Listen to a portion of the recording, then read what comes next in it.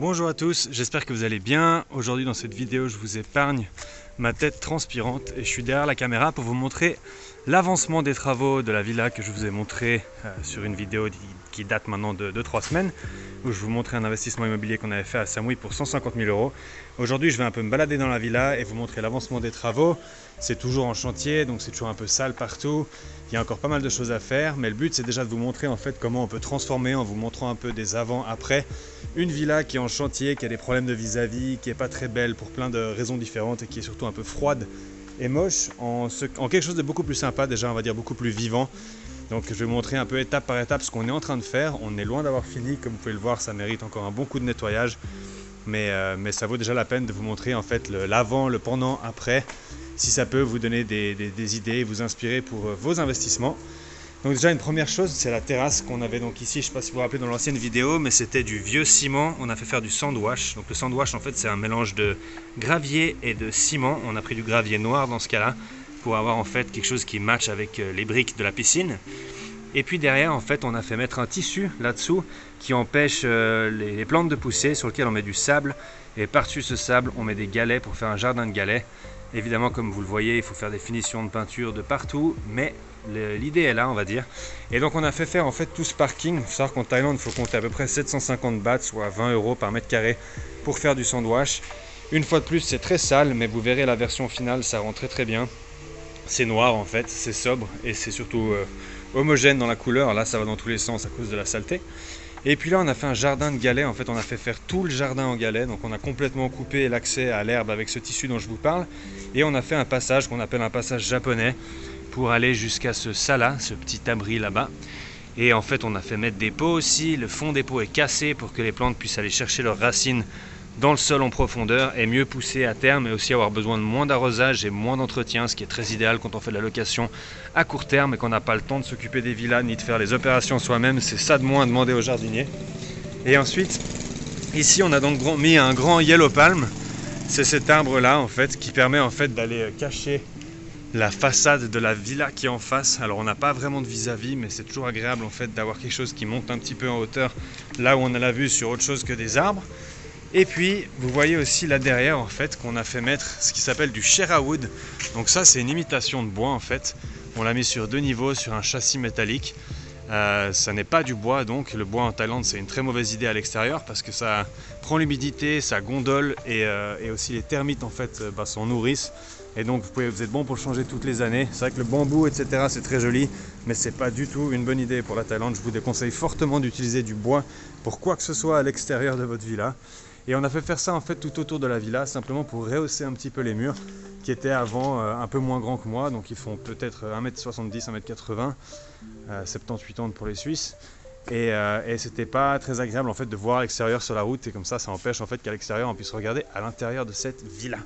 Ensuite ici on a donc ce petit sala qui est très sympa, c'est un endroit pour chiller. Alors ça permettra de faire des photos aussi un peu sympas, où en général les gens qui sont en train de se balader sur Airbnb pour choisir leur villa, font de la location à court terme, ça se base toujours sur des photos. Donc c'est toujours bien en fait d'avoir des photos sympas d'endroits où on peut se poser, parce que les gens se projettent en train d'utiliser la villa et se posent la question sur quel lit je vais dormir, où est-ce que je vais chiller, où est-ce que je vais bronzer, où est-ce que je vais faire ci et ça. Ensuite la piscine simplement était remplie depuis la dernière fois, donc tout à coup elle est bleue et beaucoup plus jolie. On a une lumière qui ne fonctionne pas, donc c'est encore en attente pour la deuxième. Et aussi on a pas mal de problèmes, de petites modifications encore à faire, comme par exemple ces lumières de Pitot qu'on a ici. C'est vraiment du très blanc. Si jamais vous posez la question pour des lumières, comment les choisir, il existe plusieurs types de lumières. L'unité de mesure c'est 6500K pour ce genre de lumière blanche. Là vous voyez la différence, 4500K en général quand c'est comme ça et c'est un peu plus chaud. Et vous allez sur du 3000K pour avoir quelque chose de vraiment très chaud. En général 4500K c'est très agréable, c'est ce que vous avez là-bas. 6000, 6500 c'est lumière d'hôpital, c'est très blanc, c'est pas beau. Donc on va faire changer toutes celles-ci, et puis encore à l'intérieur du sala, parce que c'est pas cosy du tout, c'est pas le but, c'est pas l'énergie qu'on a envie d'avoir dans cette villa. Et comme vous pouvez le voir en fait on a fait mettre donc des plantes partout, histoire de cacher les angles, cacher les dalles qui n'étaient pas forcément faites à la perfection non plus. Là derrière aussi on a fait toute une ligne de petites plantes pour cacher en fait le rail de cette porte de parking qu'on peut complètement fermer là-bas. On a encore des plantes ici, ça s'appelle des Bird of Paradise. C'est très joli, puis ce qui est bien c'est qu'en fait ça reste à cette hauteur, pareil pour celle-là. Donc elles vont pas devoir, enfin, on va pas devoir entretenir en fait, ça va simplement rester autour de la piscine. Et toute une façade végétale ici en fait qui est directement dans le sol, donc qui va monter jusque peut-être 4, 5, 6 mètres à terme. En tout cas le but là déjà ce serait que ça passe devant la transition entre le mur et le Sherwood, parce que c'est un peu ça qui est on va dire agressif pour les yeux. Une fois que le mur blanc aura disparu derrière les plantes, bah là ce sera magnifique. Ensuite on a ces 4 chaises longues. Alors avant qu'on me dise quoi que ce soit, c'est pas du bois, c'est une imitation de bois, c'est fait avec de l'aluminium. Donc ça ne moisira pas, ça ne se fera pas détruire par les mites à terme. Ensuite on a cette douche qui est encore pleine de ciment qu'on doit encore peindre. J'ai envie de changer ça et de le mettre en chrome pour mettre en évidence sur les photos qu'il y a une douche extérieure, de peur qu'elle devienne un peu invisible. Et je ne sais pas si vous vous rappelez, dans la vidéo précédente, j'avais montré cette horrible douche qui était pas perpendiculaire au mur et très moche. Et alors là, on a fait refaire les dalles, donc on a tout arraché. Et plutôt qu'avoir une douche qui ressort en ciment, on a fait une douche creusée et qui simplement s'écoule dans les plantes là-bas. Il n'y a pas encore les joints d'acrylique entre les dalles comme ici, là il n'y a rien, c'est pour ça que c'est encore très brut et on voit l'imitation que c'est pas très joli, mais quand l'acrylique sera fait ça rendra très propre, évidemment on enlèvera aussi toutes ces imperfections. Ça c'est les meubles que nos amis voisins ont commandés, c'est pas les nôtres, donc ça ne restera pas ici. Et voilà un peu l'aperçu extérieur de la villa. Alors, je vais vous montrer l'avancement au niveau du rooftop. Comme j'en avais parlé en fait dans la précédente vidéo sur le rooftop, on a prévu de casser le vis-à-vis avec un maximum de pots. Ces pots sont en construction ici maintenant. Donc là en fait on a déjà un premier gros bloc. Ce bloc là il sert en fait à cacher un peu la barrière et le vis-à-vis qui est avec la route. Et en fait ce qui est bien c'est que ce pot il est visible depuis en bas. Donc le but ici c'est de mettre vraiment une grande plante, un grand palmier, ce qui fera qu'en fait sur les photos pour Airbnb, on verra directement qu'il y a un rooftop, on verra qu'il se passe quelque chose en haut parce que l'arbre sera bien visible quoi, donc ça captera l'intention de l'œil sur les photos. Et puis ici en fait on a toute cette série de pots qui est faite pour cacher le vis-à-vis d'à côté, donc tous ces pots seront remplis de plantes jusqu'en haut et en fait recouverts de petites catelles, imitation de pierre, un peu comme la douche, mais sauf qu'au lieu d'être du noir, on a choisi quelque chose qui est déjà d'ailleurs livré là-bas, qui est plus un peu dans les tons jaunes, pierre naturelle, et qui matchera en fait beaucoup mieux avec le sol ici. Alors le sol on dirait qu'il est immonde, mais les dalles elles sont très jolies, c'est juste que c'est sale en fait, c'est en cours de travaux. On a eu un petit challenge aussi parce qu'il pleut ici, donc forcément il pleut partout, mais il pleut particulièrement beaucoup à Samui. Et en fait l'entièreté du rooftop penche vers la gauche pour emmener l'eau de la pluie vers ce drain là derrière. Et en fait on voulait faire ces pots, on voulait les faire en construction, on ne voulait pas acheter 18 000 pots pour simplement avoir un système d'arrosage automatique tout le long. Et une fois de plus minimiser les gestions et les opérations au niveau de la location à court terme. Donc on a fait faire en fait un passage sous ces pots, plusieurs là-bas aussi, qui permettent à l'eau de la terrasse en fait quand il pleut simplement de s'écouler à travers ces petits canaux, si on peut appeler ça comme ça, qui sont là à l'intérieur, qui doivent encore être fermés avec de la colle et du ciment waterproof, donc résistant à l'eau. Et ici donc c'est pareil, on aura le pot qui viendra jusqu'au bout. Et puis on va faire une façade entière de Sherwood, comme je viens de vous expliquer ce que c'était.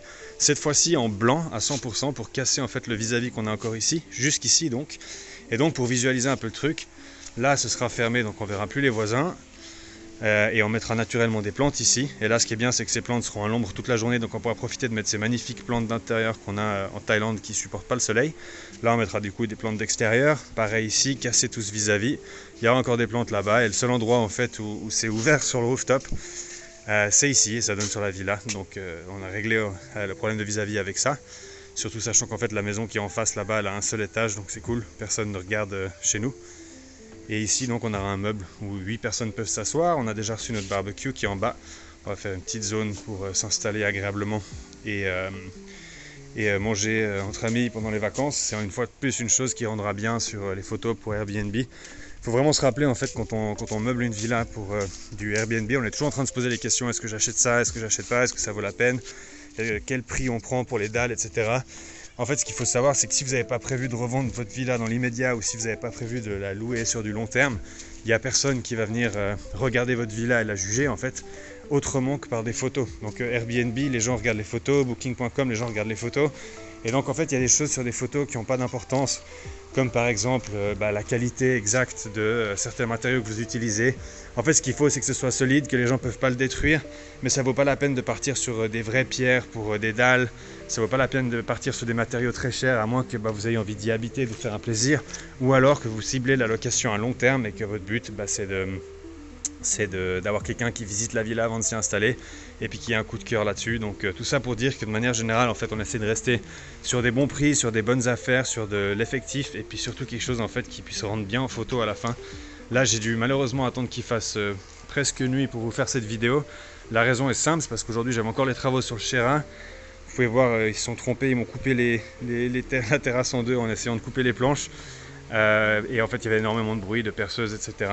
Et donc, il fallait que ce soit un peu plus calme pour que je puisse vous faire cette vidéo. Et là, en fait, en dessous, on a cette laundry room qui est en installation, où ils nous ont déjà mis la pompe pour la piscine. Et on va également mettre juste ici une machine à laver. Alors, le plafond est très bas, on parle de, je pense, 1 mètre, 1 mètre 20. Mais voilà, ça nous permet de cacher la machine à laver plutôt que la mettre à la cuisine. C'est pas quelque chose de très beau, une machine à laver, donc si on peut éviter, c'est top. Et puis, ça, c'est donc ce qu'on va utiliser pour faire le pot sur le toit. Alors ça, c'est pas donné, effectivement. Enfin, je pense qu'il y en a entre, je sais plus exactement, peut-être 500 et 1000 € pour faire tous les pots du toit. Mais ça vaut la peine. C'est clair que le rendu final est quand même beaucoup plus esthétiquement sympa que simplement de faire des murs comme ça en crépi. Et puis, on a encore des galets noirs ici. Ça, c'est les galets qui sont un peu plus chers que ceux-ci. Ceux-ci, c'est du mix, c'est naturel, donc c'est un poil moins cher, même si ça reste cher. Et ceux-là, on va les utiliser pour une beaucoup plus petite surface qui sera simplement le toit de ce ça-là. Parce qu'en fait, à l'heure actuelle, le toit de ce ça-là, c'est rien d'autre que du ciment qui est peint. Je peux le montrer ici. Et le problème, c'est qu'en fait, la pluie a sa mouille relativement acide et surtout très fréquente. Elle va faire tout moisir, donc on va faire un toit recouvert de galets avec une petite structure métallique qui va tenir ça accroché. La barre qu'on va utiliser est posée ici en bas. Elle va faire les contours du toit et on va poser on va poser ces pierrettes dessus et comme ça, ce sera propre. Jusqu'à, en tout cas pour quelques années, sans aucun souci. Voilà, j'espère que cette vidéo vous a plu. N'hésitez pas à me laisser des commentaires, à me dire ce que vous pensez de cette villa. Et vous pouvez aussi très volontiers me donner des recommandations. L'avis du public est toujours très intéressant, surtout qu'au final, c'est pour faire de la location à court terme, une fois de plus. Donc quiconque donne un avis m'aide énormément aussi à prendre des décisions en fait sur l'esthétique, le design et sur comment rendre cette villa attractive pour la location à court terme. Je vous souhaite une excellente journée ou soirée, à bientôt, ciao.